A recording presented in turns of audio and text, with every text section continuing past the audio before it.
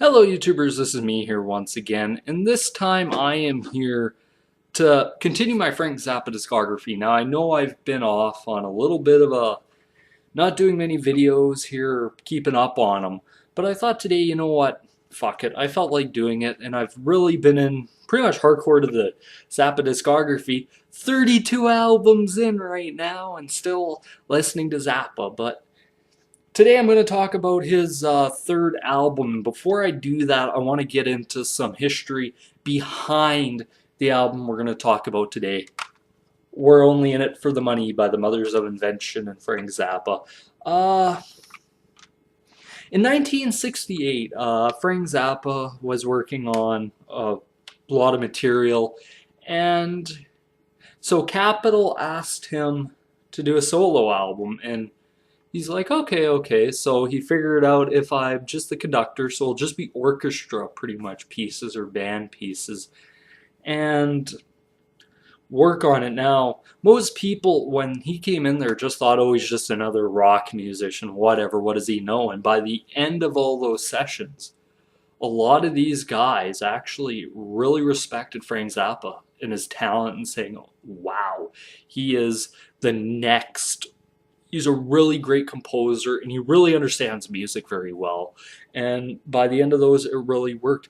But also, so he's doing all these pieces. It's just about done, just about to be released. He gets served a notice, pretty much a cease and desist notice from MGM and Verve saying, no, this is not going to be released under you. Pretty much they're saying, we own you. And I believe this led to Frank hating big.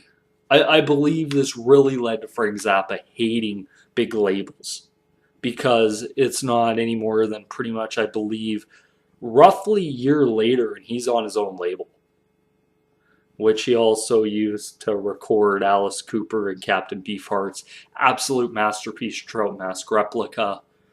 But here we are coming up. So he decided to break Lumpy Gravy into a phase. And phase one, which it says actually here on, or actually asks, is this phase one of Lumpy Gravy? And I really believe it is. Because even though I looked at other stuff and they're considering Lumpy Gravy, the Capitol version, the third album. So this one always gets designated for some reason number 4. I still don't get that because it came out before Verve and MGM's version of Lumpy Gravy came out, so I thought I'd review We're Only in It for the Money first. Now, going into this album, Frank Zappa was very political satire. There's a lot of in the first album, Freak Out, he attacks the Great Society. In Absolutely Free, he attacks the fakeness of America and a lot of its problems. And in We're Only in It for the Money, he attacks hippies, which to this point he said in interviews, it's like all that stuff that they're talking about hippies was happening 10 years prior to Hollywood getting a hold of it and trying to glamorize it in this great thing that ultimately led, I remember him saying in an interview once, it led from him pretty much getting exiled out of LA, from being able to play in LA.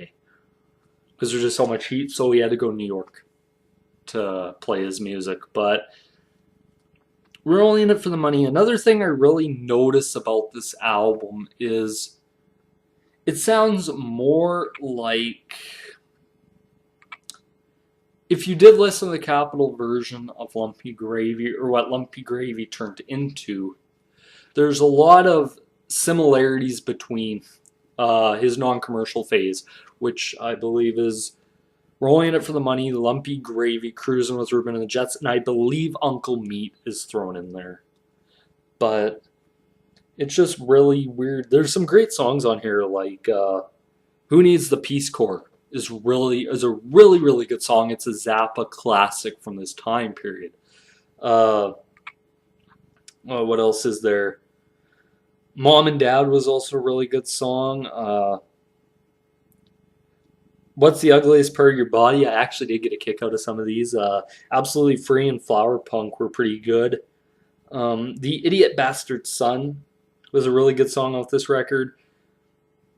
And the chrome plated megaphone of destiny. Yes, so Jack Black and your magical pick of destiny or whatever. Watch out, because Frank had a megaphone. But it's really good. The production of this was actually really solid. This is tight. This is a lot along the lines of Absolutely Free and Freak Out, where the production was really good. Drawback from this album, I don't believe, unlike Freak Out and unlike Absolutely Free, there's not that one long song on it to really have you sit there for at least 10 minutes listen, or at least 9 or 8 to 10 minutes listening to it. All the songs here are relatively short, other than the chrome plated megaphone of destiny. Every song on this album is under 5 minutes. And once again, this feels short. It just feels short to listen to. It feels like there's so much more. And I was reading on the internet, and they said if you actually take this Lumpy Gravy, Cruising with Ruben and the Jets, and all that, and actually playing together, they're very similar. And Frank did that intentionally as a way to just become one piece where you could mix and match from each thing and throw it onto the album. Now, if I had to grade, and the album art is actually sort of a knockoff of Sgt. Pepper, which in 1967 was a very big album for the Beatles, that always said that Sgt. Pepper was sort of like their freak out, and I think this was Frank Zappa's reply to it, saying, you guys are only in it for the money, I'm in it for the music, and that's that. Anything else I could talk about this? It's very good. I really enjoy this record for what it is. If I did grade it, though, I'd probably give this album a solid 6.5 out of 10.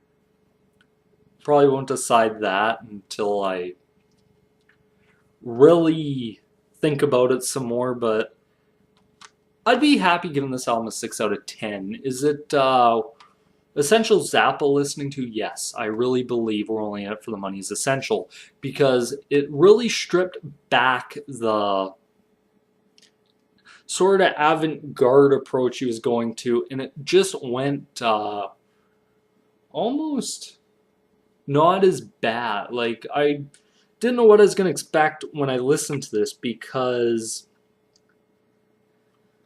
whenever I listen to Zappa, you're only thinking weird music. And when I started this discography, I'd listened to maybe 5 or 6 Zappa albums and didn't know what I'd get through the 60s. And this one I actually really enjoy. So I do suggest picking it up. So that's my thoughts and opinions on We're Only in It for the Money. Yes, you love it. It's a way of life. But be sure once again to comment, favorite, like, subscribe. This is me here once again. Be sure to look out for my next Frank Zappa discography or anything else I decide, whatever the hell I want to talk about. This is me here once again, signing off. Peace.